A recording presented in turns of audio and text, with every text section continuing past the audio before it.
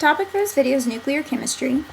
The essential questions is what is radioactive decay and what's the difference between alpha, beta, and gamma radiation.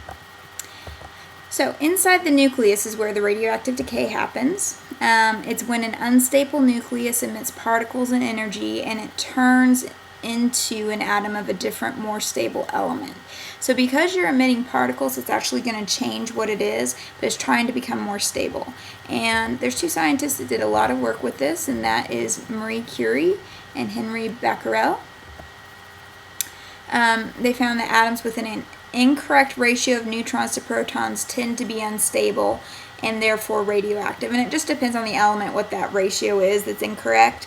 But for example, with carbon, 12-6, which means 6 protons and 6 neutrons, is stable and it's not radioactive, whereas carbon-14, which has 6 protons and 8 neutrons, is unstable and so it is radioactive. And it doesn't necessarily mean they have to be equal with protons and neutrons to be stable, it just depends.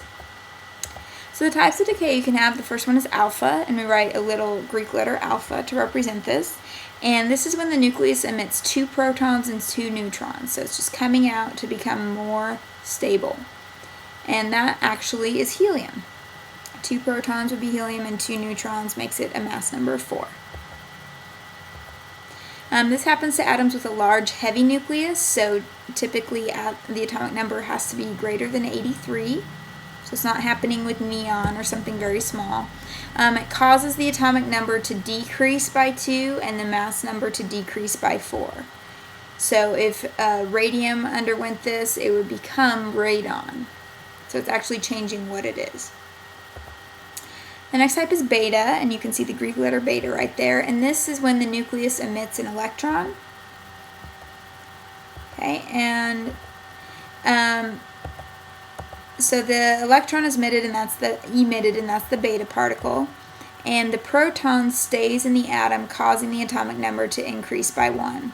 So the mass is unchanged because electrons don't have a mass. Okay, so for instance, carbon could become nitrogen because it's losing an electron, which means the proton stays there and adds to the atom. Finally, you have gamma rays, and there's a little gamma symbol. And this usually accompanies alpha or beta. This is high energy rays like X-rays, and they're from an unstable nucleus. These are not particles, they're energy, so there's no mass and no charge. Okay, so for example, cobalt, the reason it becomes nickel is because of that beta decay, but then it's also letting off gamma rays as well.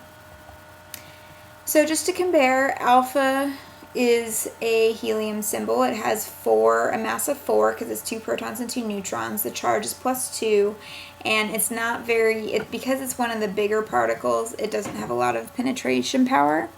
Beta is an electron. It has no mass and has -1 charge, and it's the medium-sized particle, so it has a medium penetrating power. And then gamma does not have mass or charge, and so because of this, it's very small, so it has the most penetrating power. Okay, if you look at this is an example of penetration power. Alpha is the most destructive, but it can be stopped by a hand or something like that. Beta could be stopped by aluminum. Gamma could be stopped by lead. And you can think about if you've gotten X-rays before, wearing a lead apron, that's to stop the gamma and the X-rays from penetrating your body, except for the part that needs to be X-rayed. And then neutrons can go through all of that, including concrete.